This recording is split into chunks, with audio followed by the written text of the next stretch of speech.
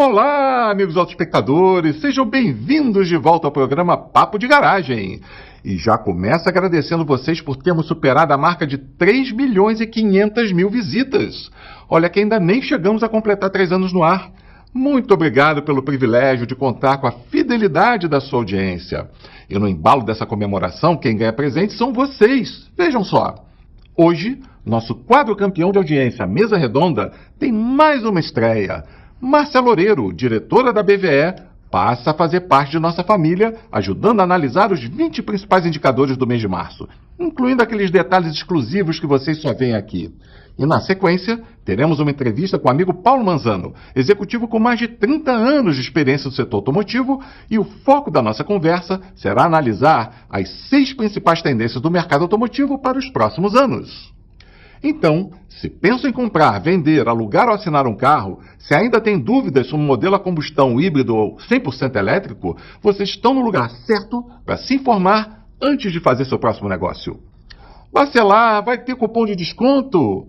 Sim, quem tiver interesse de ir ao evento Latam Mobility, que ocorrerá no Transamérica Expo Center nos dias 15 e 16 deste mês em São Paulo, fiquem ligados que durante o programa vamos anunciar um cupom de desconto exclusivo do programa para vocês. Estão prontos? Então solta a vinheta que o programa vai começar.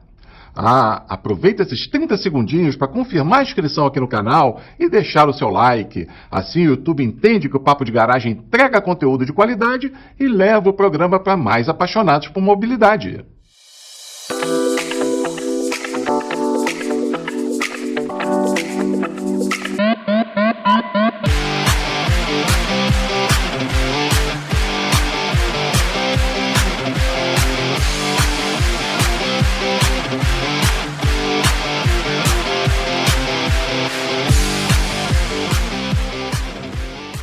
Agora sim, olá, espectadores! Sejam bem-vindos de volta ao Papo de Garagem, sua principal fonte de informação independente, qualificada, opinativa e descomplicada sobre o mundo da mobilidade. E tudo isso chega até vocês de forma gratuita graças aos nossos patrocinadores.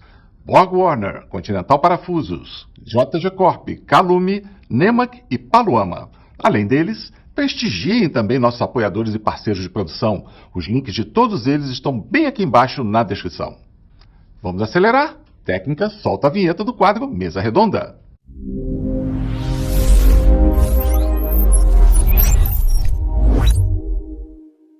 E aí, Milad, já se sente um veterano no comando da Mesa Redonda? Olha que agora o desafio está maior com a chegada da Márcia representando a BVE. Mais uma camisa 10 nesse time que só tem camisas 10. Então desejo ainda mais sucesso para você, Márcia, Cirino, Fábio e Paulo. Um abração para todos! Fala, Bacelar! Olha, eu já me sinto em casa, viu? Mas um veterano ainda não. Acho que é muita coisa do teu lado. Tem bastante coisa ainda para aprender e, poxa, todo episódio tem coisa nova, né? Dessa vez tem o retorno da BVE, com a Márcia Loureiro, né? E, Bacelar, você viu que nenhuma representante feminina, né? Atingimos agora 2. Olha só que legal essa representação tão importante aumentando no programa. E dando continuidade ao programa, bora aquilo que mais interessa. Eu convido a todos os nossos autoespectadores a receber os participantes de nossa mesa redonda. Marcelo Cirino, vice-presidente de Autos e Comerciais Leves da Fenabrave, Fábio Santana, primeiro vice-presidente da Fenauto, Paulo Miguel, vice-presidente da Abla, e a nossa representante estreando no programa, Márcia Loureiro, diretora conselheira da ABVE. Meus amigos, um prazer estar com vocês novamente. Sejam muito bem-vindos à nossa mesa redonda. Então, olhem só, o rolo que eu tô. No último programa, eu comentei com vocês que iríamos retornar ao formato original. E agora eu vou ter que falar a mesma coisa. Nossa mesa redonda retorna ao formato de antes, do original. Mas qual formato, então? Bacelar, vai votar? Não. Para a infelicidade de uns, não. Com o retorno da BVE, agora são 4 janelinhas novamente. Opa, desse lado. Então, aquele formato original que tanto consagrou o Mesa Redonda, tá de volta. Então, vamos lá. Iniciando pelo Cirino. Cirino, toca o barco. Grande Milad, prazer estar podendo estar com vocês de novo aqui, gravando o terceiro episódio meu particular, companhia dos amigos Fábio, Paulo e agora da Márcia. E que mês que tivemos, que mês de março. Realmente foi uma surpresa enorme, acho que para todo mundo, mas a gente vai bater um papão sobre isso agora. Muito obrigado mesmo pela oportunidade. Olá, autoespectadores. É mais uma vez um prazer fazer parte dessa mesa, né, desse timaço, dos amigos Paulo Miguel, Marcelo Cirino e agora da Márcia Loureiro, comandada aí pelo Milagre. Sou Fábio, né? Estou aqui representando a Fenalto. Iremos falar um pouco sobre o mercado de veículos seminovos durante o mês de março. Bom, pessoal, mais um mês aqui com vocês, sempre com essas grandes informações, agora com a companhia da Márcia, né, trazendo aí esse mês que surpreendeu muito, que a gente fugiu um pouco das previsões do que a gente esperava, né, esse mercado vem surpreendendo cada dia mais, né, e vamos aqui discutir um pouco todos esses acontecimentos. Ótimo, pessoal. Da mesma forma, é um prazer enorme dividir com vocês aqui o entusiasmo pelo tema da mobilidade, incluindo a eletromobilidade. Então, teremos uma conversa aqui de um ambiente muito próximo, de números muito positivos, e todos estarão satisfeitos aqui em dividir com vocês. Pô, que prazer estar com todos vocês. E, bom, dando início aos trabalhos da mesa redonda, vamos analisar o que ocorreu agora em março, no mercado de veículos novos, 0 km a combustão. Cirino, então vamos começar com você. Como foi o desempenho agora em março? Muito bem, vamos tentar entender o que aconteceu no mês de março, né? Realmente, mesmo levando em conta que tivemos carnaval, o ano passado o carnaval foi em março e esse ano em fevereiro, mesmo com esses dias úteis a mais, a gente pode ver pelo gráfico que o desempenho da indústria realmente surpreendeu. Um crescimento de 46% de março desse ano com relação a fevereiro, o mês anterior, mas aí falar, mas março realmente é um mês mais forte, é um mês maior, e também teve um incremento de 25 mil carros a mais de locador emplacado, mas mesmo assim, um crescimento de 46,7%, ou seja, quase 80 mil carros, mesmo com os 25 mil a mais das locadoras, é realmente um desempenho bastante robusto, bastante surpreendente. Com relação a março do ano passado, um crescimento também bastante volumoso de 40%, mais de 40%, e no acumulando do ano já chegamos aí a mais de 15% de crescimento da indústria. Um dado interessante que eu decidi trazer para os nossos espectadores esse mês, que eu acho que dá uma visão melhor do desempenho dessa indústria ao longo do Brasil. Nós temos de janeiro a março a performance por região do Brasil, né? E aí a gente pode ver a região norte, por exemplo, com uma participação total no mercado relativamente estável, o Nordeste perdendo bastante participação na indústria nacional, mais de 3% de participação de janeiro a março. Centro-Oeste também perdendo um pouco de participação, mais de 2%. O grande ganhador de participação de share dentro da indústria total, o Sudeste, né, saindo de quase 49%, 48,9% para 54,6%. E o Sul, numa relativa estabilidade aí de 17,4%. Na sequência, a gente fala um pouco dos subsegmentos de autos comerciais leves, mais ou menos na linha como a gente vinha abordando nos últimos episódios, mas agora de uma forma talvez mais, não tão gráfica, mais de dado, né? Então a gente vê realmente aquilo que a gente vem comentando, o crescimento dos SUVs, que em 2005 corresponderam a 42% da indústria, em 26 já estão quase nos 46%, a gente está prevendo uma participação de SUVs de mais de 50% ainda esse ano, né? Também um crescimento do ano passado para esse ano do hatch pequeno, aqui muito por conta do programa autossustentável do governo federal, tem impulsionado bastante esse segmento dos hatch pequenos, né, os de entrada. E aí as picapes na sequência, né, que tiveram uma perda de participação pequena, mas tiveram de 2025 para 2026, mas é um segmento que a gente acredita ainda que deve esboçar a reação e apresentar um crescimento de 26%, é um segmento aí que a gente imagina que supere os 20% ao longo desse ano. É um mercado que mostrou uma força muito forte, principalmente em autos, né? Um crescimento muito forte em autos, em comerciais leves um pouco menos, mas também forte, com mais de 20%. Ainda convivendo com o cenário de juros alto, o que a gente percebe é a competição realmente vem trazendo essa motivação para o consumidor pela compra do carro. A competição está muito forte, muito agressiva, com promoções de taxa, de trade-in, de bônus, de desconto. E é o que a gente acredita que seja o grande responsável, essa movimentação, essa briga entre as marcas. Novos competidores vêm trazendo essa motivação extra para que o consumidor venha às compras no mercado. Legal. E, Paulo, e a compra das locadoras em março? Como que elas se comportaram? Bom, o Cirino já deu um spoiler aí, né? Foram 25 mil carros a mais ou menos. A gente chegou a 67 mil carros. 67.200 quase. mil carros. É um número elevado, era algo que foge um pouco da minha previsão de compra para esse período. Geralmente o primeiro semestre é muito mais fraco para as locadoras do que o segundo semestre, mas esse ano está surpreendendo a compra acumulada até agora. A gente teve um grande volume em janeiro de 22, passa fevereiro para 45, 46 e agora a gente chega a 67. É um crescimento grande para uma época que a gente está em época de reposição de frota, né? Substituição de frota, né? Então, surpreendeu bastante esse número. A gente chegou a 26,05% da compra, né, na venda direta das locadoras. O que a gente vinha nos meses anteriores um pouco abaixo de 25%. Né? Então a gente já recuperou o patamar que é mais histórico, acima de 25% das compras das locadoras. Eu trago o gráfico aqui com o crescimento, né, que a gente pode ver que, frente aos últimos anos, essas compras estão bem maiores do que foram nos últimos 2 anos, né, que eu falo, foge um pouco do que a gente estava esperando, até pela programação do que a gente vem acompanhando ano a ano. A compra direta acompanha mais ou menos a curva, quando a gente olha o gráfico, ela mantém a distância que vinha tendo com as compras diretas, né? E ao contrário do mês passado, que a venda direta empatou meio a meio com o showroom, né, com o varejo, esse mês ela deu uma crescida, ela foi para 51,7. O que chama atenção também, porque como o Cirino trouxe, as picapes diminuíram, o agro não está investindo tanto na venda, na compra de veículos, né, que é um elemento da venda direta, e provavelmente essa puxada das locadoras aumentou essa porcentagem das vendas diretas esse mês. Legal, Paulo. E Fábio, me fala uma coisa, nessa sua segunda vez aqui conosco, né? O que você tem para falar sobre o mercado dos usados em março? Foi um bom mês, como a gente viu aqui com a Abla e com a Fenabrave? Eu diria que foi um excelente mês, né?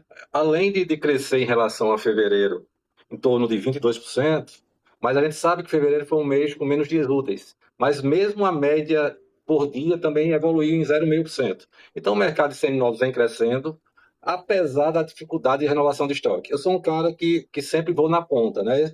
Esse mês eu tive a oportunidade de visitar umas cidades do sertão da Paraíba, de Campina Grande, e todo lojista fala, é unanimidade, que o problema não é vender, o problema é recomprar, é renovar o estoque. Mesmo assim, venderam muito bem. Eu estava vendo até aqui, analisando aqui os quadros da Abla, e vi que o ano passado e retrasado as vendas foram bem menores do que nesse ano já começou sendo, né? Acredito que também por isso. Tomara que eles renovem o estoque, que esses veículos das locadoras venham para o nosso segmento, para evoluir ainda mais as vendas do nosso segmento de seminovos. E Márcia, prazer tê-la conosco aqui no Mesa Redonda, participando em alto nível aqui com essas feras. Muito obrigado. E em relação aos eletrificados, como foi o comportamento dos eletrificados novos? Perfeito, Milad, prazer é todo meu. A gente mantém o histórico de um comportamento da BVE, a série histórica desde 2012, e a cada mês são recordes sucessivos no número de licenciamento de veículos em todas as arquiteturas, né? O 100% elétrico, o mild e o híbrido também.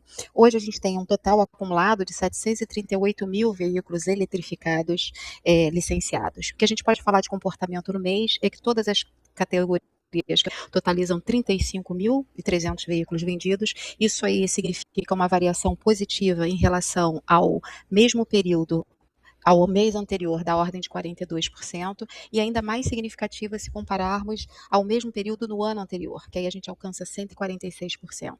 Esses números que eu mencionei não consideram os microhíbridos ou semi-híbridos, como queiram tratar, somente pelo fato deles não terem um sistema auxiliar elétrico, que sozinho não traz o carro, apesar de reduzir emissão e consumo, mas se colocarmos na conta, esse número ainda tem uma variação positiva ainda maior, totalizando 44% em comparação ao mês anterior, e 146% em relação, e 30% em relação ao mesmo período no ano anterior.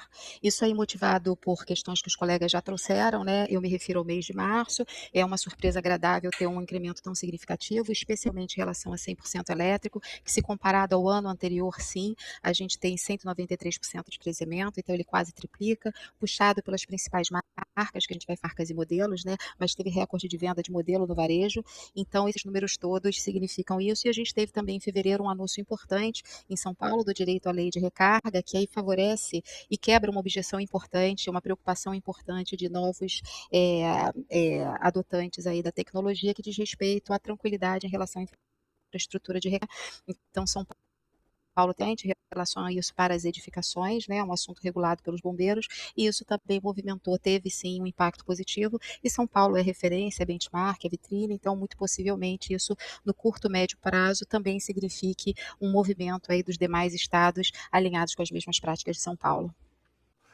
E Fábio, e com respeito aos eletrificados usados, qual foi o comportamento desse mercado agora em março? Tivemos crescimento?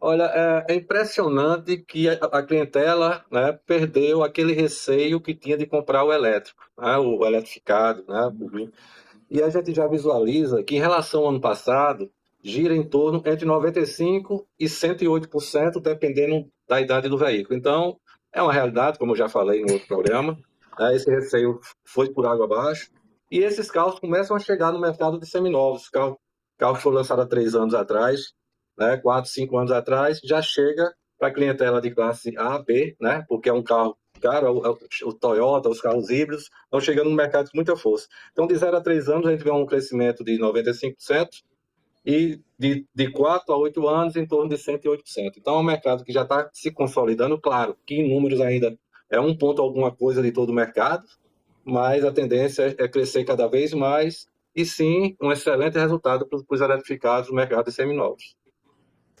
Obrigado, Fábio. Amigos autoespectadores, enquanto a gente dá uma parada aqui para hidratação, eu peço atenção para as breves mensagens de 2 de nossos patrocinadores. E em apenas 1 minuto estaremos de volta. The automotive industry continues to evolve, and so do the opportunities to define it. BorgWarner is your partner in propulsion. By valuing, above all, trust and our employees, we're one of the world's most admired companies.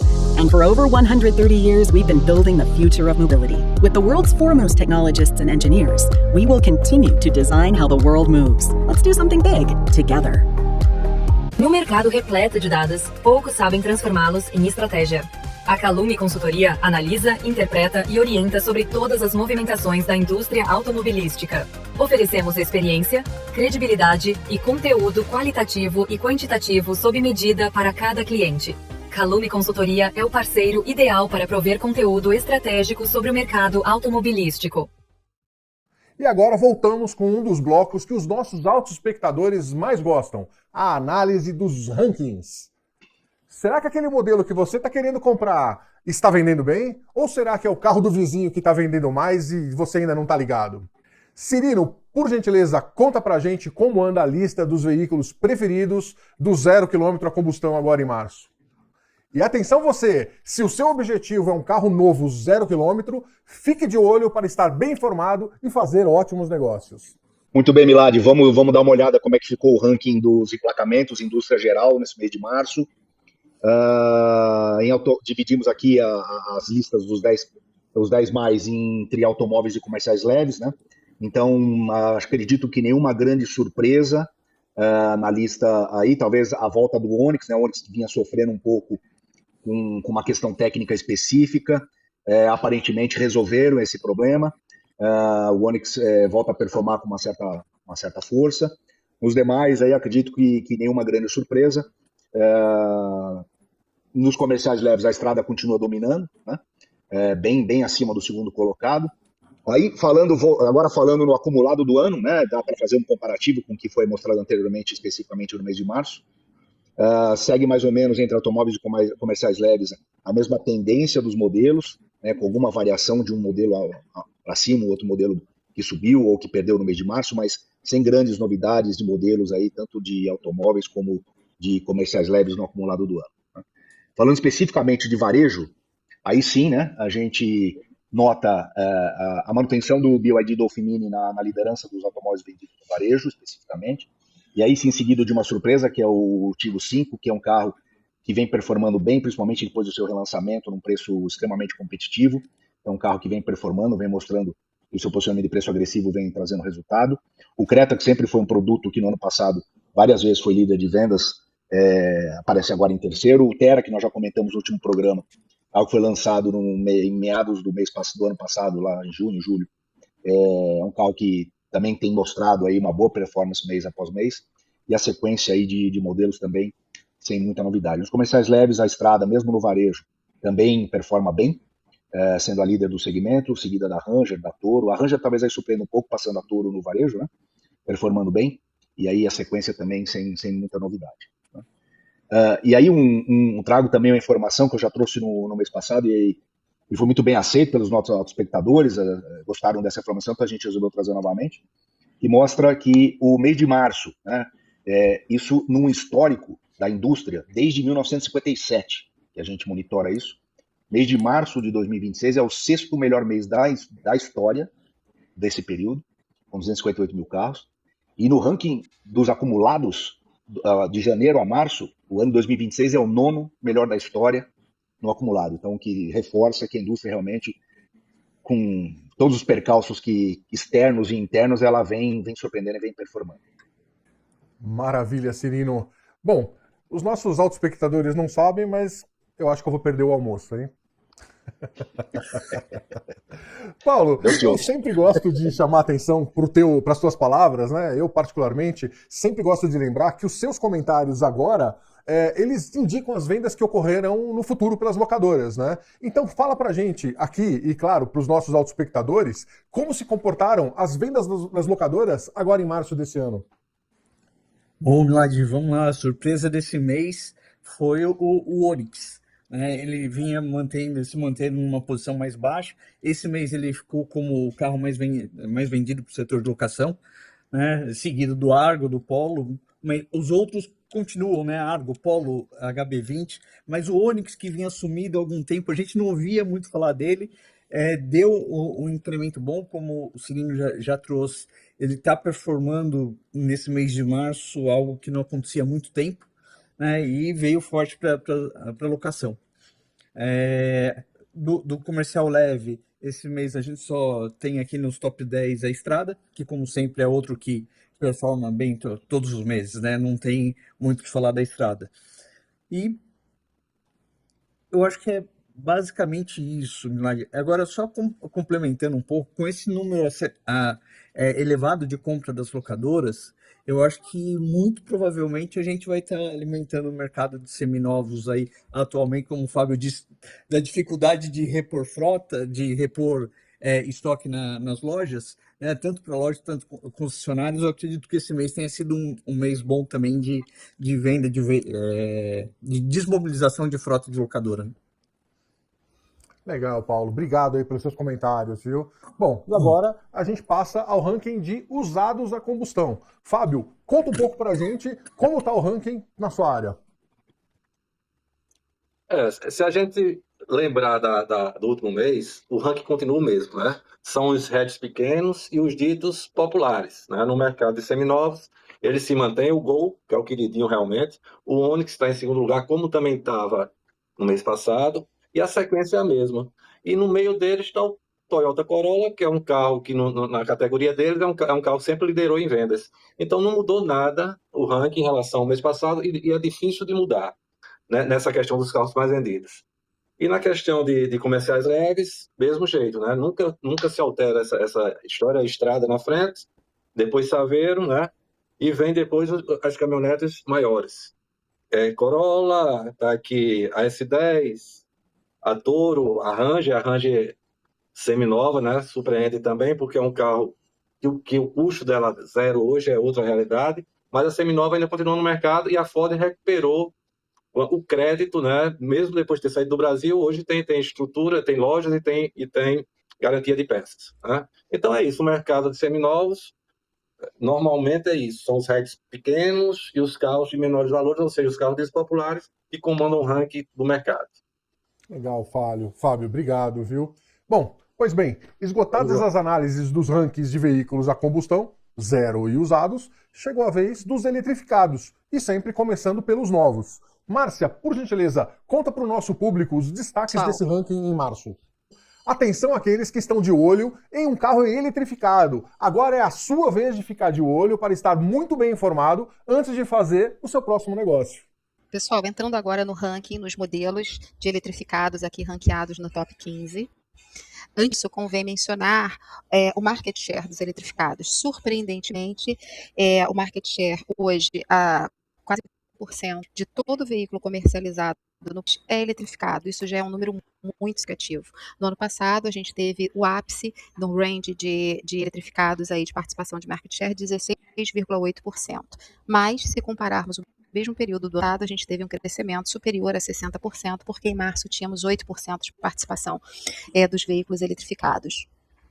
E aí, falando de marcas que hoje operam no país, comercializam seus produtos, são 76 marcas hoje com portfólio que inclui veículos eletrificados, então isso é um número muito expressivo, né? Isso denota que as marcas também estão vendo muito valor no mercado brasileiro, estão entendendo a maturidade também na adoção desses veículos eletrificados, e isso soma um número de 674 modelos disponíveis hoje no país para aquisição. Me refiro especialmente, tão somente aos eletrificados em todas as suas arquiteturas.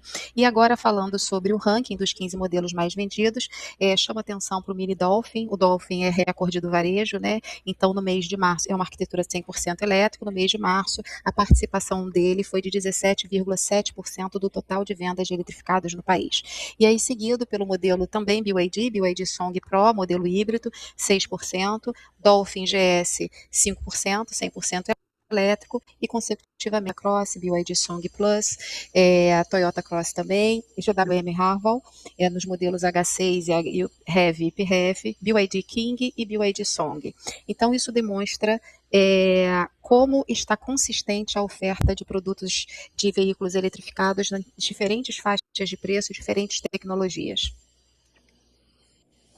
Ótimo, Márcia, muito obrigado, viu? E Paulo, e os eletrificados na locação, hein? A gente já está observando um volume interessante desses veículos, né? Então conta pra gente um pouco mais sobre esse assunto. Milad, os eletrificados também começam a fazer sucesso nas locadoras, né? A gente teve aí nos últimos meses algumas locadoras anunciando uma compra expressiva desses modelos, ainda com muito mais destaque nos micro-híbridos, né? Como a Márcia trouxe, que eles não são um carro de experiência elétrica, ele ajuda na redução de emissão e de consumo. Esses veículos têm entrado bastante. A gente fala aqui do Fastback, do Audace, da Stellantis, né, da Fiat, que vem fazendo bastante sucesso, mas também o Mini Dolphin, que é um carro que tem funcionado bastante, principalmente para motoristas de aplicativo, dentro do setor de locação, e agora começa uma expansão desses carros também para veículos por assinatura. Sempre aparece com um bom destaque aqui, também acompanhando como o ranking da BVE é um carro muito bem posicionado no ranking, né? Então a gente vem crescendo essa frota. Esse mês foram 2.064 veículos eletrificados incorporados à frota das locadoras. Paulo, muito obrigado, viu? Bom, e para encerrarmos a nossa mesa redonda no formato mais tradicional que sempre fizemos, Fábio, e o ranking de usados eletrificados até esse momento? Como foi o comportamento em março? Olha, como falei antes, né, subiu, né, 100% em relação ao ano passado, e o ranking é o Toyota, o Corolla, como eu queridinho, uma marca consolidada, o Corolla Cross, está em primeiro lugar.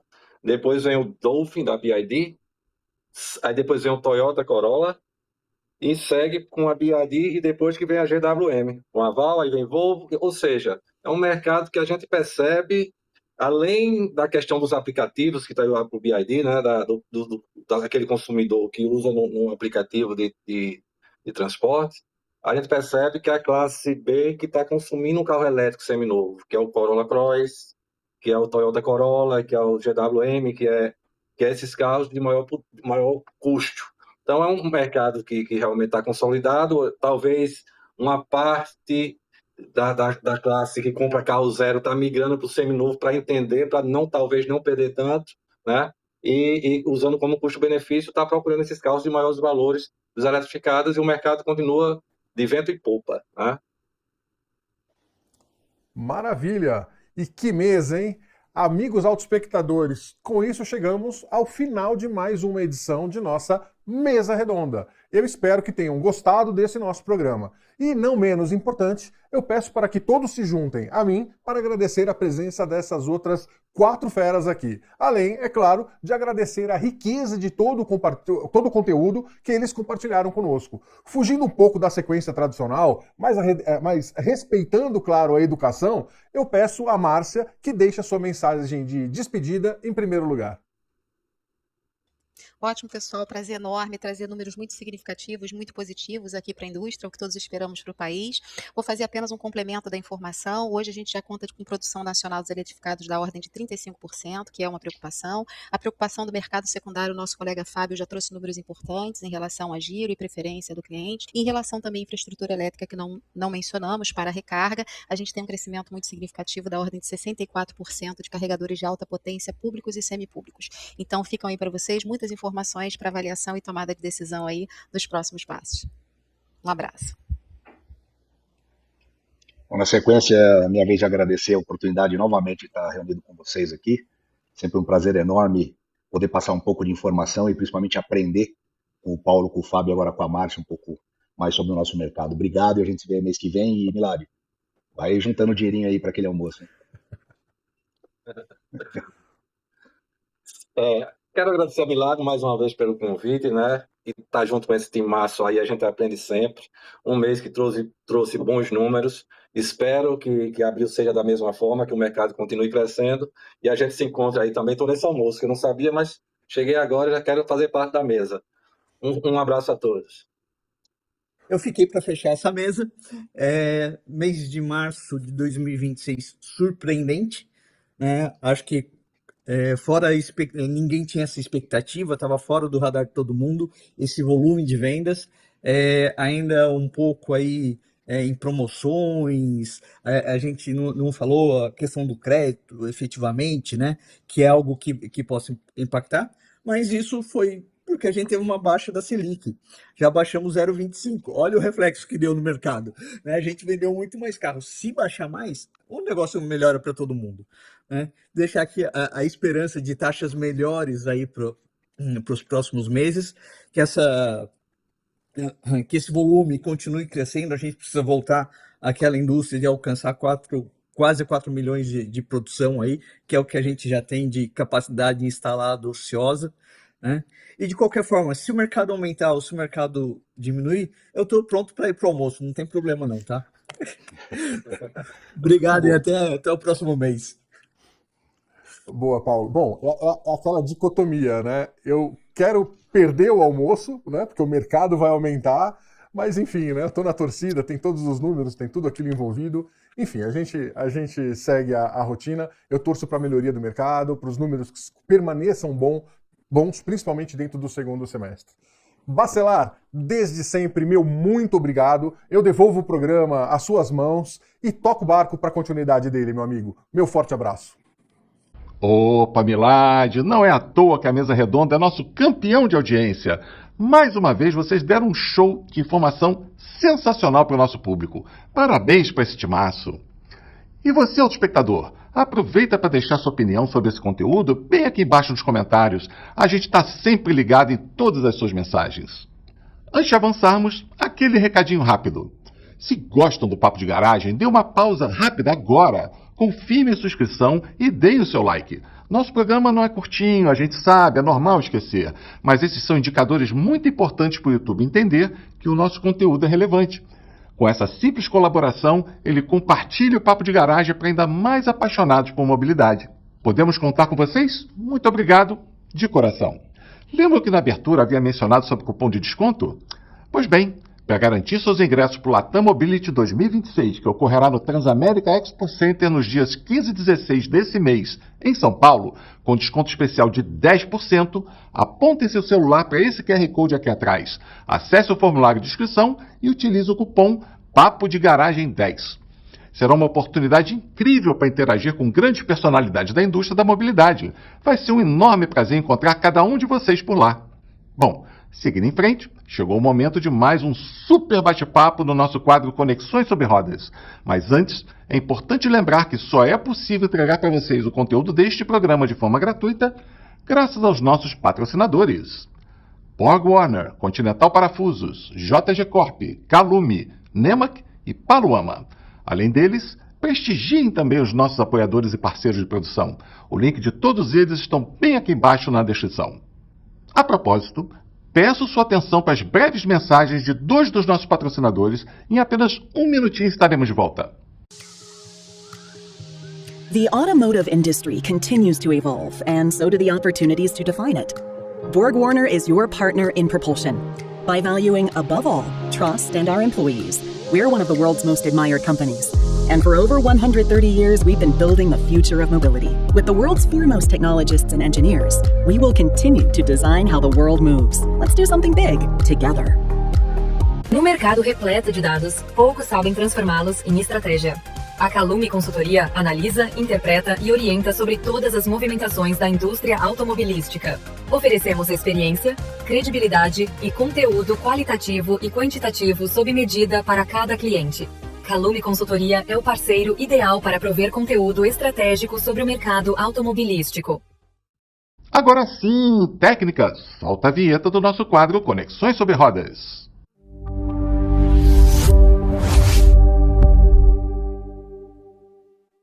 Hoje tenho a honra de receber o amigo Paulo Manzano, executivo com mais de 30 anos de experiência no setor automotivo. Manzano atua nas áreas de marketing, vendas e planejamento de produtos, com trajetória consolidada na gestão de projetos estratégicos, lançamentos de produtos e construção de marcas relevantes na indústria. Ocupou posições de liderança na Jaguar Land Rover e em fabricantes como PSA, BMW Mini, Lexus, Toyota e GM, sendo responsável por estratégias de marketing, lançamentos, precificação e posicionamento de marca em diferentes segmentos e regiões. Como diretor de marketing, produtos e relações públicas da Jaguar Land Rover, liderou o lançamento de modelos-chave da montadora, incluído o Jaguar I-Pace, além dos novos Defender e Range Rover. Manzano é especialista no desenvolvimento e lançamento de produtos com foco estratégico, geração de valor percebido, fortalecimento de marca, crescimento sustentável de vendas e participação de mercado. Manzano, que prazer imenso te receber aqui no programa Papo de Garagem e justamente no episódio que nós estamos comemorando a superação da marca de 3.500.000 visitas. Super obrigado por aceitar nosso convite e seja muito bem-vindo. Olha só, eu que agradeço o convite, estou honrado aqui, ainda mais nesse marco tão importante. Acompanho seu programa desde o início. É um dos melhores, se não o melhor do segmento, altamente informativo. Tem um formato muito agradável, a sua condução é sempre muito bacana, interessante, precisa, e com 2 coisas que eu observo no seu programa. Uma é profissionalismo, que é esperado, né? Mas uma que está um pouco de falta hoje no mercado, hoje em dia, que é o carinho, né? Seu programa a gente percebe que é feito com bastante carinho. Então, obrigado. E depois dessa apresentação que você fez de mim aí também, não sei nem o que dizer. Não, Manzano, imagina, a gente que vê a nossa responsabilidade aumentar mais ainda com esse feedback de uma pessoa do teu gabarito, com o teu reconhecimento na indústria. Mas aqui, antes da gente começar efetivamente o nosso bate-papo, a gente sempre gosta de reforçar que parte do nosso público, que isso é um diferencial também do Papo de Garagem, né? Parte do nosso público trabalha na indústria automotiva sim, mas também boa parcela dele é composta por consumidores de produtos e serviços de mobilidade. Então essa é uma oportunidade incrível para eles te conhecerem melhor e você se dirigir diretamente a eles. Então vamos começar. Então vamos lá, Manzano. Um dos assuntos mais inflamados aqui no programa trata do alto preço dos carros. Todo mundo reclama disso. Independente de sabermos que os produtos estão cada vez mais tecnológicos e o consumidor em geral ele tem boa noção que a tecnologia de ponta custa caro mesmo, a grande maioria das reclamações se concentra na parte econômica da equação. Duvida-se muito que um reflexo efetivo por conta da recente redução de 0,25 da Selic, e cá entre nós eu também duvido, né, ela traga um resultado efetivo, um reflexo efetivo, mas a insatisfação é majoritariamente contra a altíssima carga tributária, hoje acima de 50%. O que nas suas análises apontam na nossa frente, no nosso caminho? Você acredita que ainda esse ano a gente vai ter chance de conviver com taxas de financiamento, alíquotas de imposto mais confortáveis? Ou os potenciais compradores de carro terão que esperar pelo resultado das próximas eleições para conseguir condições mais favoráveis? Bacelar, esse é um ponto, né? Todo mundo realmente reclama, eu também reclamo e você também deve reclamar do preço dos carros, né? Primeiro ponto, quando os carros, vamos dizer assim, razoáveis, se comprar passaram de 100 mil reais, me acendeu um alerta vermelho, até pessoalmente, eu falei, nossa, hoje qualquer carrinho é mais de 100 mil reais, né? Isso é complicado. O que o pessoal, os consumidores, né, não o pessoal da indústria, mas a sua audiência aí, talvez, de consumidores e interessados mais reclama realmente é do preço, mas eles tendem a não enxergar muito a carga tributária, né? Uma coisa que é difícil da gente explicar, eu já tentei explicar para muita gente, é que o preço não é exatamente culpa do fabricante, não é o fabricante que escolhe colocar um preço lá em cima, né? É uma equação que o fabricante tem que ter margem, que por sinal hoje em dia são muito apertadas, justamente por esse excesso de carga tributária de todos os lados, né? Na importação de componentes, em tudo, dos diferentes impostos que forçam esse preço a ficar lá para cima e comprimem a margem dos fabricantes, né? Hoje o Brasil tem mais ou menos 1% da população, 1%, 1,1%, 1,2%, depende da conta, comprando carro. Ou seja, 1% de nós apenas consegue comprar um carro novo. Ainda é menor ainda se você descontar os frotistas, que são um grande volume no nosso mercado também, isso cai para menos de 1%. Então, de fato, indo lá na concessionária, quero comprar um carro zero. Isso é praticamente ridículo, se a gente for pensar, né? Eu levantei alguns dados aqui. China com aquela população gigantesca, 2,3%. Estados Unidos, quase 5%. Japão, 3,6%. Alemanha, 3,8%. Reino Unido, 2,7%. França, 2,6%. Itália, 2,7%. Coreia do Sul, 3,4%. O único país dos top 10 aí que tem uma relação muito inferior ao do Brasil é a Índia. Mas tem dois efeitos aí. Tamanho da população gigantesca. E quem já foi para a Índia sabe que lá a condição é, por incrível que pareça, inferior à condição da maioria dos brasileiros, né? Então, facilmente, é fácil de deduzir que o nosso potencial de mercado está ali entre 2%, 2,5%, até 3%. Imagina, a gente dobrar o tamanho do mercado. Mas essa situação da carga tributária, eu acho que complica um pouco isso, que é um erro enorme. Se eu puder me estender um pouquinho mais ainda nessa resposta, a gente pode fazer uma conta de padeiro bem simplista aqui, tá? Quem trabalha na indústria talvez não concorde com tudo que eu falo do jeito que eu vou falar aqui, mas eu tô aparando todas as arestas e fazendo uma conta simples para ficar fácil de entender o raciocínio, tá? Na indústria a gente tem o que a gente chama... Bom, primeiro, se a gente imagina, vamos reduzir pela metade a carga tributária, né? Que os impostos reduzem em 25%. Isso daria ali na casa alguma coisa entre 15% e 20% de redução de preço direto nos carros. De uma maneira simplória, tá? Imagina que a gente consiga baixar 20% do preço dos carros. Na indústria, em todas as marcas que eu passei, tanto aqui no Brasil, lá fora, existe um número mágico. É um número de elasticidade. O que é elasticidade? Se eu vario o preço para cima ou para baixo, se eu vario o preço para cima ou para baixo, o volume de vendas varia para cima ou para baixo, inversamente proporcional. Normalmente, quando a gente vai estudar preço e a gente quer atribuir um impacto no aumento ou da redução de preço no volume, que a gente só baixa preço ou aumenta preço, a gente tem que estudar como que isso vai se comportar. A gente usa elasticidade 3, ou seja, se eu aumento o preço em 1% e ninguém mais no mercado aumenta esse preço, o meu volume cai 3%.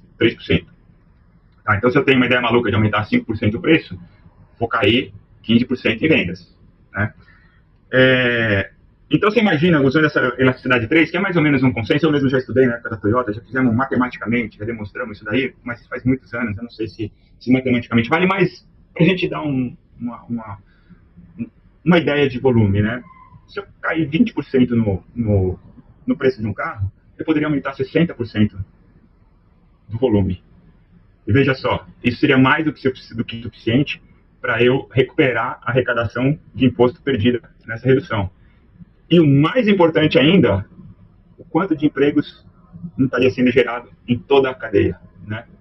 Mas, enfim, essa é uma situação do Brasil, não acho que isso vai acontecer, não acho que ninguém vai ter uma ideia maluca como essa que eu acabei de dar aqui. E não acho também que essa redução da Selic, estão falando que até o final de 2026, 12,25, 12,5, alguma coisa por aí, também é uma taxa super alta, não vai melhorar muito, né? Os clientes estão sofrendo com isso e os fabricantes também, porque as margens deles estão pequenininhas, né? Então é isso. Se você até me permite complementar, bom, só esse bate-papo aqui daria uma entrevista inteira, né? Até porque é exatamente um tema super polêmico, eu até falei na pergunta, né? Assim, é o mais discutido aqui, que os nossos autoespectadores estão sempre pedindo mais esclarecimentos, e a gente faz um papel muito grande aqui também de deixá-los bem a par do que está acontecendo, porque eu acho que o momento assim, da largada da tua fala, ele foi muito importante porque deixou claro que a culpa realmente do preço alto está longe de ser das montadoras, né? E num primeiro momento o público fica achando isso. Mas não é só a montadora que está trabalhando com uma margem pequena. É a cadeia de fornecedores, a rede de distribuição, está todo mundo sofrendo muito com a situação atual do mercado. E outro ponto importante que você trouxe também é essa questão de você gerar riqueza, né? Você faz a economia se movimentar, você gera mais empregos, você gera riqueza para todo mundo. Quando você fez aquela comparação lá do percentual da população de vários países que compram carro, a gente está lá embaixo justamente porque a gente não consegue elevar o nível de riqueza média do brasileiro. Mas, de novo, assim, a gente continua fazendo esse papel aqui de deixar isso bem esclarecido para o público. Eu achei super feliz a tua resposta, que ela reforça esse nosso posicionamento, que é inadiável que a gente repense esse modelo tributário brasileiro, e infelizmente não vai ser com essa reforma tributária que isso vai acontecer. A gente realmente tem que ter a crença de que vai vir alguma coisa diferente na frente para desatar esses nós, mas a gente está cumprindo o nosso papel aqui de esclarecimento, né? Eu vou trazer para você aqui uma outra pergunta que também vai trazer pontos polêmicos, né? No primeiro episódio dessa temporada, eu entrevistei o Sérgio Mesquita, você deve conhecer bem ele, e a gente debateu sobre uma expressão usada por ele que eu achei bem interessante. Ele diz o seguinte: tecnologia atrai, pós-venda fideliza. Esse ponto de vista conversa bastante com uma frase extraída de uma postagem recente que você publicou no LinkedIn, chamada 25 tendências do mercado automobilístico brasileiro. É uma postagem recente. Lá está escrito o seguinte: o ponto físico continua decisivo por test drive e pós-venda. E essas afirmações também, elas conversam bem com uma tese que eu defendo aqui há bastante tempo, onde eu aponto que o pós-venda, ele é uma fronteira fundamental para que essas novas marcas chinesas definitivamente ganhem ou não o reconhecimento dos brasileiros. Na sua análise sobre o futuro de médio e longo prazo do mix de marcas nacional, você consegue apontar quantas dessas novas montadoras sairão do nosso mercado nos próximos 4 anos, justamente por não passarem na prova do pós-venda? O que eu vejo hoje, né? Também eu posso estar generalizando demais, isso não é genérico, tá? Tem marcas e marcas, mas o que eu vejo é que os clientes não recebem um atendimento primoroso. O que eu chamo de atendimento primoroso, por incrível que pareça, seria o atendimento básico e esperado de qualquer marca, tá? Os clientes se esforçam para fazer o carro caber no bolso, pagam o financiamento, mas quando eles precisam de um atendimento com mínimo de eficiência e bons processos, esbarram em múltiplos problemas. E você sabe que eu costumo dizer que o melhor atributo de um brasileiro é também o seu pior. Nós brasileiros nos orgulhamos, e eu também me orgulho disso, e acho uma característica extremamente boa no cenário competitivo, boa para nós individualmente como pessoas ou até em corporações, que nós temos o jeitinho brasileiro, a gente consegue dar nó em pingo d'água. Já trabalhei em várias marcas de várias nacionalidades e o pessoal é travadíssimo em tudo, né? Por outro lado, a gente dá muito nó em pingo d'água, a gente faz muito jeitinho, a gente passa do limite.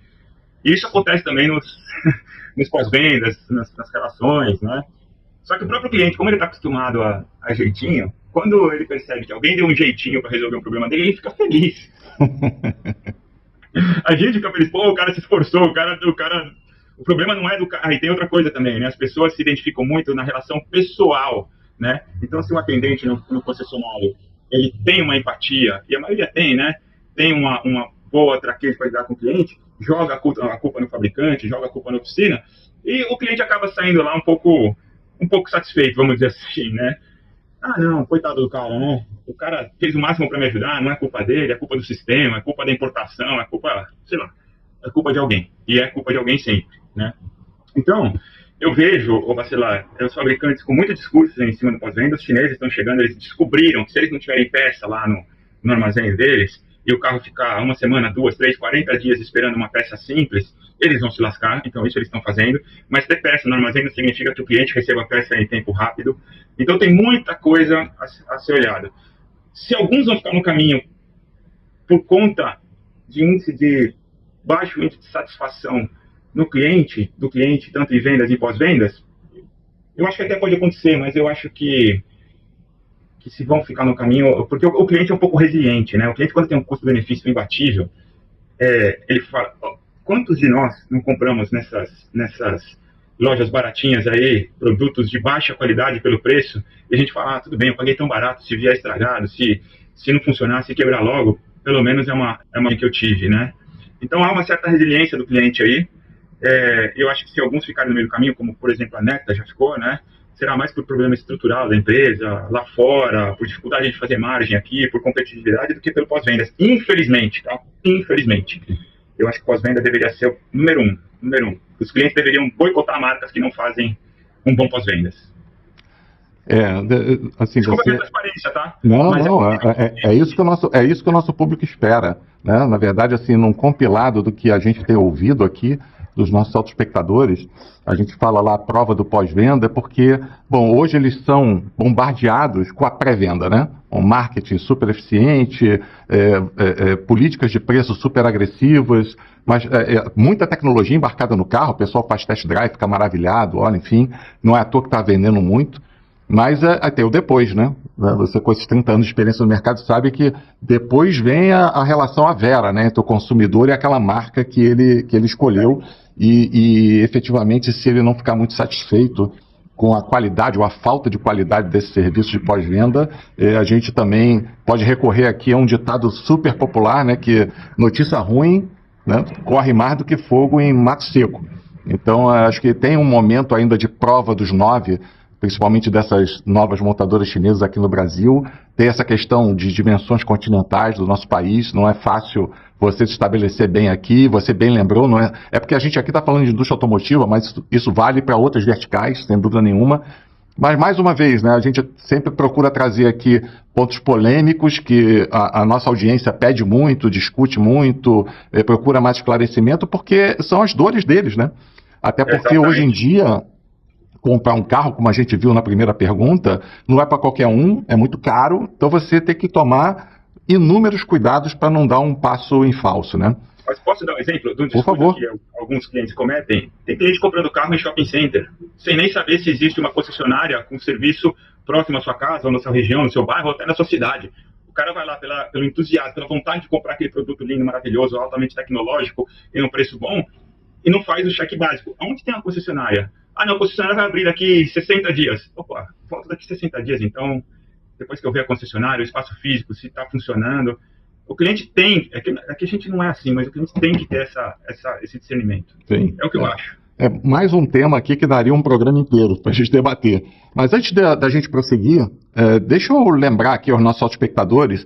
Olha só, vocês estão vendo a riqueza do debate aqui, né? Vocês podem escrever sua sugestão de entrevistados para as próximas edições bem aqui embaixo nos comentários. Não perca a oportunidade de trazermos outro super executivo como o Manzano, por exemplo, para esclarecer todas as suas dúvidas sobre o tema da sua preferência. Aliás, sugiro a vocês que sigam o Manzano no LinkedIn. Seus textos são sempre muito bons e o link está bem aqui embaixo nos comentários. Manzano, outro ponto que você destaca na postagem mencionada trata do fato de o híbrido pleno ser uma solução com grande aderência ao país, pois reduz o consumo e entrega a experiência de eletrificação com menos dependência da infraestrutura de recarga. Adicione-se o fato de que são cada vez mais comuns as ofertas dos chamados superhíbridos com autonomias superiores a 1.000 km. Por outro lado, segundo a BVE, a rede de carregadores para carros 100% elétricos, como um todo, cresceu 42% nos últimos 12 meses e a rede de carregadores rápidos cresceu bem mais que isso, em torno de 167% no mesmo período, já somando mais de 6 mil pontos no total. A gente ainda pode acrescentar o fato de que as tecnologias empregadas na produção de baterias têm proporcionado autonomias cada vez maiores a custos cada vez menores. Bom, diante desse cenário todo, qual alternativa as suas análises apontam como dominante nos próximos anos aqui no Brasil? Você acredita que chegará um momento em que não fará mais tanto sentido investir em carregador público? Eu acho que os híbridos, sejam eles full híbridos ou os plug-ins, eles são uma solução fantástica para o consumidor, né? Houve uma pressa muito... forças levaram a questão do carro puramente elétrico a uma aceleração muito grande, que eu sou fã, tá? Eu prefiro um carro puramente elétrico do que um carro híbrido, tá?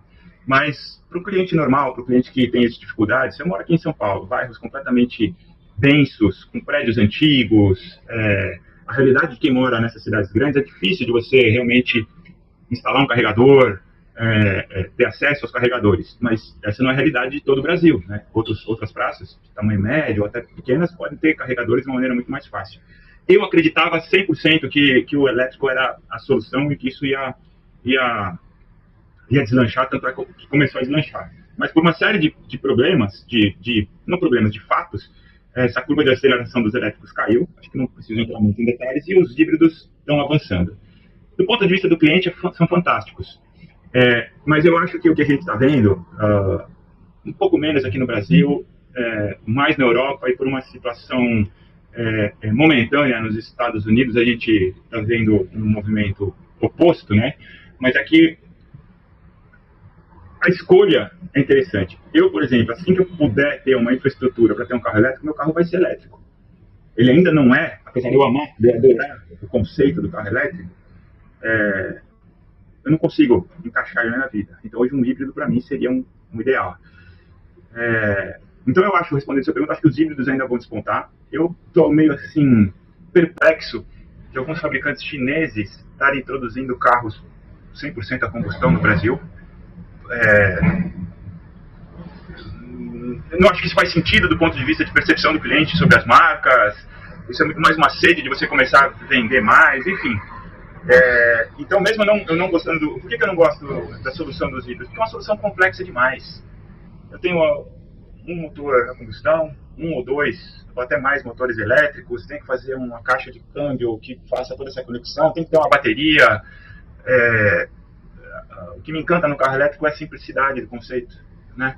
Tá tudo ali muito fácil, simples, baixa manutenção, silencioso, e você que está dirigindo o carro elétrico não está emitindo carbono. O carbono está sendo emitido em outro lugar, que é responsabilidade dos outros lugares, das outras partes da cadeia eliminar esse carbono, não é você. Quando você dirige um carro a combustão, tem todas as outras partes da cadeia emitindo também, mas você está ali também saindo aquele carbono do seu escapamento, né? E tem a questão do flex também, né? Então acho que os híbridos flex... Aliás, tem um motor a combustão que eu acho que o Brasil deveria ter e não tem. Eu não vejo esforço de ninguém em viabilizar isso.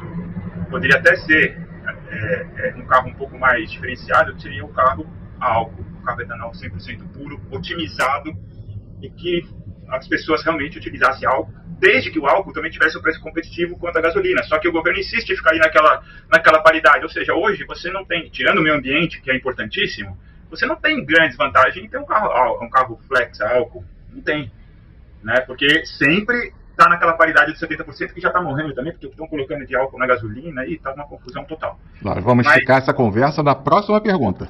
Boa. Então é isso. Eu acho que os híbridos são a bola da vez, vão ficar aí por um bom tempo.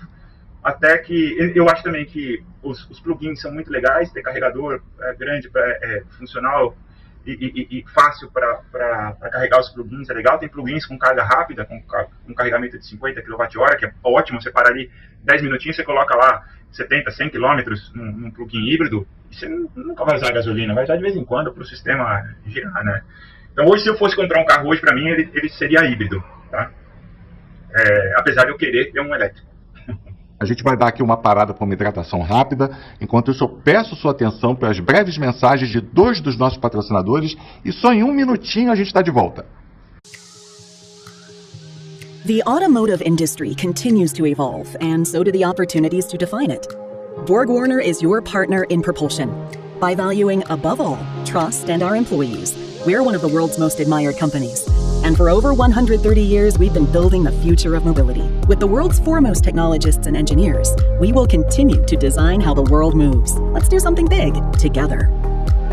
No mercado repleto de dados, poucos sabem transformá-los em estratégia. A Calume Consultoria analisa, interpreta e orienta sobre todas as movimentações da indústria automobilística. Oferecemos experiência, credibilidade e conteúdo qualitativo e quantitativo sob medida para cada cliente. Calume Consultoria é o parceiro ideal para prover conteúdo estratégico sobre o mercado automobilístico. Manzano, outra menção da sua postagem que chamou a minha atenção, diz lá, o software torna-se o principal vetor de diferenciação entre as marcas. Essa afirmação parece conversar bastante com a célebre frase o carro está se transformando em smartphone sob rodas. Levando-se em consideração que o brasileiro é reconhecidamente um voraz consumidor de tecnologia, o que inclusive lhe faz frequentemente superar limitações financeiras para viabilizar compras 200% emocionais, que grandes novidades as suas análises desenham como capazes de despertar essas percepções de valor agregado arrebatadoras, como a gente tem visto, dos consumidores durante os próximos anos? Bacelar, essa pergunta também ela é simples, mas complexa, né? Você mandou bem. O que eu escrevi lá é que realmente o Software Defined Vehicle, né, o carro definido por software, e agora nós temos ainda já os carros definidos por AI, são esses carros que eles nascem do zero, na concepção, uma integração completa de todos os sistemas do carro, de uma maneira simplificada em termos de componentes e concentrada em 2 ou 3 módulos de controle que fazem tudo no carro, né? E com isso você pode ir plugando tecnologias sem fim no seu carro, né? Algumas delas você pode até vir depois com o tal do software, né? As atualizações over the air, né? Atualizações por Wi-Fi, pela rede, então o seu carro pode ser atualizado. Isso até acaba sendo legal, né? Porque depois de um tempo, assim como nossos telefones recebem atualizações, seu carro pode ser atualizado e aumenta um pouco a longevidade dele aí em features. Tem fabricantes que estão usando isso para te vender serviços, né? Teve um fabricante aí que instalou lá no carro todo o hardware de aquecimento, ventilação dos bancos, tudo que custa caríssimo no carro tá lá, e depois tentou vender isso daí como uma atualização do carro, né? Eu acho que isso vai vir também. Eu acho que algumas pessoas vão se submeter a esse tipo de coisa, né? Mas falando no que é interessante, eu acho que hoje, o que eu estou vendo hoje, tá? Estou tendo contato com vários produtos chineses. Essencialmente, todos, vou exagerar aqui também, tá? Mas todos são a mesma coisa, tá? A gente sabe que o primeiro fator de compra, de decisão num carro é o design, né? A pessoa tem que gostar do design, tem que se sentir bem com o design. Depois vem ali preço, custo-benefício, e depois vem outros elementos como tecnologia, conforto, tamanho, enfim, todos os outros atributos aí. Mas, em termos de tecnologia, você entra num, sai de um, entra no outro, praticamente igual. E a coisa tá evoluindo muito rápido, né? Ontem mesmo eu peguei um carro aqui para teste, um carro que me surpreendeu muito. Vou até falar qual que é aqui, mas não é uma propaganda, é porque eu gostei mesmo do carro, né? É o Renault Koleos, que é é fruto de uma parceria da Renault com a Geely lá na Coreia, mais ou menos como a Renault está fazendo aqui no Brasil. E ele usa uma plataforma da Geely, que é uma plataforma também utilizada pela Volvo e outras marcas da Geely. Mas eu estava lendo aqui o material do carro, e ele tem 29 sistemas ADAS, sistemas de auxílio ao motorista, ao driver, né? 29 sistemas. Eu achei um pacote fenomenal. E o que eu mais gostei é que quando eu fui manusear o carro, ali na tela, nos ajustes, tem pouquíssimos ajustes. O que me chamou a atenção foi a integração de 29 sistemas de um modo que eu não me sentisse nem um pouco com dificuldade de utilização. Então eu acho que um dos diferenciais das marcas, e aí eu acho que as marcas de luxo, como o trio alemão e outras mais, outras menos, mas enfim, essa integração com a tecnologia, a Volvo faz isso muito bem também. Vou dar um exemplo já da Volvo. A integração dessa tecnologia é voltada para a facilidade do cliente, né? Marcas que implementarem o máximo de tecnologia com o mínimo de trabalho que essas tecnologias dão para os clientes, eu acho que terão sucesso, né? Porque tem alguns casos a gente entra, a gente não sabe nem por onde começar, tamanho, a quantidade de ajustes, esse Volvo, esse Renault também eu entrei, em menos de um minuto conectei o meu Android Auto, menos de um minuto, sem fazer nada praticamente. Então eu acho que esse para mim é um dos pontos, né? É essa humanização da tecnologia, tornando a vida do cliente mais fácil e não mais complicada. Nenhum cliente comum, eu não sou um cliente comum, eu trabalho na indústria, testo o carro, eu gosto de fuçar, mas o cliente comum não quer saber disso. O cliente quer entrar no carro, usufruir de tudo sem ter dor de cabeça, né? E eu acho que muitas marcas estão pecando demais nisso. Você trouxe um ponto de vista muito interessante. Nossa, é uma riqueza aqui de informação que tenho certeza está deixando os nossos autoespectadores aqui doidos, só anotando todas as suas super dicas. Mas, assim, a conversa está espetacular, a gente podia fazer aqui umas 6 horas de bate-papo tranquilamente pela qualidade do conteúdo e os temas polêmicos trazidos pela nossa audiência. Eles que pedem aqui, né, ficam insistindo para a gente tocar em determinados pontos que realmente pedem um pouco mais de tempo para a gente desenvolver. Mas a gente tem que respeitar a sua agenda, a agenda do estúdio aqui. A gente vai finalizar o nosso bate-papo com chave de ouro, tenho certeza, com mais polêmica. A gente vai tratar aqui, eu vou pedir para você fazer um grande sumário de 4 frases da sua postagem, onde aquela postagem que eu havia mencionado, eu reforço de novo que todo mundo deve se engajar lá no LinkedIn do Manzano. Mas essas 4 frases que eu escolhi aqui para a gente fechar são as seguintes. A primeira é: o carro popular perde centralidade no 0 km. A redução do custo variável de tecnologia dificulta simplificar o carro. Terceira, houve uma perda notória da importância do carro popular. E 4, retirar tecnologia para baratear o produto torna-se cada vez menos viável. O nosso público aqui pode entender que você não vê viabilidade de voltarmos a oferecer um produto de baixo custo, aquele tal carro de entrada, né, do passado. Mesmo constatando que a maioria esmagadora da nossa população não reúne condições econômicas para acessar um carro zero nos valores atuais, a gente falou sobre isso. Embora a explosão de venda dos carros usados desde a pandemia deixa clara que existe uma forte demanda reprimida existente. Você acha isso? Quais são as suas considerações?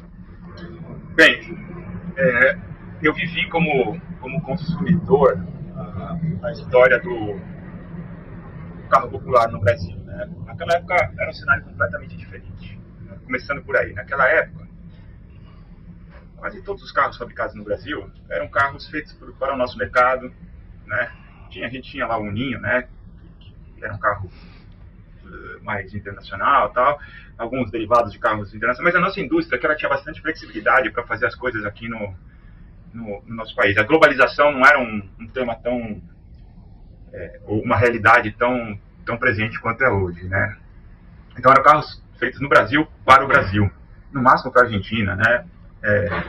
Então existia uma certa facilidade de você pegar um carro e usar o termo que a gente usa internamente na indústria, que é o depenation, né? Depenar aquele carro e baratear tudo. Tirar equipamentos, tirar espelho retrovisor do lado direito quando a regulamentação permitia, fazer pneu mais fino, tirar acabamentos, tirar isolamentos, é o tal do depenation. E aí acabava que você tinha um carro com uma taxação um pouco menor, mas um carro que talvez coubesse um pouco mais no bolso, mas um carro que deixava muito a desejar em muitas coisas. E também podia ser até mexer na motorização, né? Desenvolver motores 1 litro aí para esses carros, buscando a regulamentação. E aí você tinha um produto que ele atendia a partir de preço, mas ele de fato não atendia muito o mercado que os clientes querem, né? Aí é que entra o carro usado. Bom, antes de eu entrar no carro usado, hoje o cenário é completamente diferente. Hoje os carros eles são desenvolvidos em plataformas globais, com tecnologias globais, e são desenvolvidos meio que por cima. E como a eletrônica embarcada e todos os auxílios e dispositivos de segurança são todos integrados já nessa plataforma, nessa construção, para você fazer um depenation hoje, esse termo é horrível, né? Mas enfim, é assim que se falava, né? Para você fazer isso hoje é muito difícil, né? Então, um carro popular no Brasil hoje, ele teria que nascer popular, né? Mas se você olhar para o mercado, o que a gente tem hoje? Talvez esse C3, talvez um Fiat Mobi e talvez o Renaultzinho lá, o Kwid, né? Carros estão aí, são os carros mais baratos que tem, deve ter condição boa de preço, bom valor na troca, e esses carros não vendem. Então, assim, o consumidor, ele também não quer uma coisa tão drasticamente desequipada, né? E aí é que entra a história dos carros usados, né? Com o mesmo preço de um carro desses aí que eu citei, um desses 3 modelos, você compra um seminovo com muito mais equipamentos, né? Tanto é que o mercado de carros usados é 4 a 5 vezes maior do que os carros novos, né? Agora, faz um mês que eu voltei do Japão, passei 15 dias lá, fui reviver meus tempos de Toyota lá, sempre viajei muitas vezes para o Japão, mas nunca a passeio, então fui lá passear. Lá naquela época, sempre existiu, né, desde, eu não sei exatamente que ano, os K-Cars, os carros pequenininhos, com motor 60 cilindradas, no máximo 60, 64 cavalos, né? Sempre foram carrinhos muito pequenininhos lá. Mas depois de anos de eu ter visitado o Japão pela última vez, agora eu fui lá e fiquei impressionado com 2 tipos de carros que eu vi lá que se sobressaem a qualquer outro segmento. Os K-Cars, tem K-Car de tudo que é jeito. Aqueles, tem uns mais SUVzinhos, mais robustos, tem uns mais monovolume, com porta de correr, um mais bonitinho que o outro, todos muito quadradinhos assim, né? Parece meio Pokémon da japonesa. Mas eu falei, nossa, esse conceito, ele deveria ser aplicado, talvez como uma solução de carro popular. E muitos altamente tecnológicos, muitos híbridos, com baixíssimo consumo de combustível, né? Então, um carrinho desses, que eu acho que o design aqui no Brasil, as pessoas vão torcer o nariz, mas imagina se a Toyota lança, por exemplo, a Daihatsu aqui no Brasil, ou a Suzuki pega esses carrinhos e vende esses carrinhos aqui, não precisa ser tão low cost, mas aí eu já mudei um pouco o assunto, né? Mas podem ser carrinhos cool cars, né? Em vez de ser key cars, aqui é cool cars.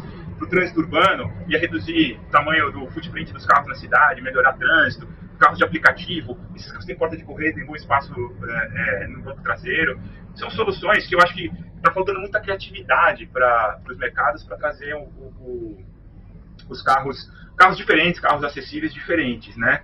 E também na Europa hoje já está uma discussão muito grande, porque a Europa também está sofrendo com isso, né? Com carros altamente tecnológicos, com muitas questões regulamentares de segurança nos carros, eles não conseguem mais fazer carro de entrada, não vou dizer carro barato, mas carro abaixo de 20, 25 mil euros, né? Então eles querem criar uma nova categoria de carros lá, e eu acho que o carro popular também é um nome ruim, tá? Carro popular não deveria ser carro acessível, carro mais acessível. Carro popular, quem vai comprar o carro já fica com, eu vou comprar um carro popular, eu vou ser visto como um carro popular, né? Não gosto do nome. Mas um novo segmento de carros na Europa, que tenha menos demandas regulatórias, principalmente em sistemas de segurança, que para dentro da cidade, para o uso urbano, talvez não sejam tão necessários, para poder ter carros de entrada mais acessíveis, né? Então é isso, né? E o outro segmento que eu falei lá no Japão, que eu vi também assim, explodindo, são de vans grandes. Nossa, como um segmento que evoluiu muito lá, né? Então tem van de tudo que é tipo, essas vanzonas, que são carros super confortáveis, né? Aqui a gente já gosta mais dos SUVzões e tal, né? Dos aventureiros, mas também tem um segmento que não tem nada a ver com carro popular, só falei porque eu citei aqui, né? Bom, eu também estive no Japão em outubro, não faz tanto tempo assim, eu fui tão impactado quanto você com esse olhar, né, para os produtos que estavam circulando na rua. Mas, de fato, Manzano, eu acho que quem está impactado é o nosso público aqui, com a qualidade de informação que você trouxe. Então, eu quero reforçar minha felicidade de ter você aqui conosco. Agradecer imensamente por você ter aceitado o nosso convite, justamente para compartilhar o seu conhecimento e experiência com os nossos telespectadores. Participações como a sua nos mantém firmes na missão social de compartilhar informação independente, opinativa, qualificada, descomplicada e gratuita, para que a nossa audiência possa tomar suas decisões de negócio sempre muito bem preparadas. Manzano, olha, muito obrigado de coração. Eu também agradeço muito, obrigado pelo tempo aí e tamo junto, Bacelar, tamo junto. Falando em agradecimentos, é importante lembrar que só é possível entregar para vocês o conteúdo deste programa de forma gratuita graças aos nossos patrocinadores: BorgWarner, Continental Parafusos, JG Corp, Calume, Nemak e Paluama. Além deles, prestigiem também os nossos apoiadores e parceiros de produção. Os links de todos eles estão bem aqui embaixo na descrição. Amigos autoespectadores, com isso finalizamos mais um episódio do Papo de Garagem, esperando que tenham gostado do conteúdo de hoje. Aproveito para lembrar de ativar as notificações para não perder o anúncio das atrações das próximas edições. Ainda temos muitas novidades preparadas para vocês. Também não esqueçam de dar o seu like e escreverem sugestões e críticas bem aqui embaixo. Elas são fundamentais para continuarmos aperfeiçoando o programa e entregarmos a qualidade de conteúdo que esperam de nós. Um abraço a todos e até o próximo episódio.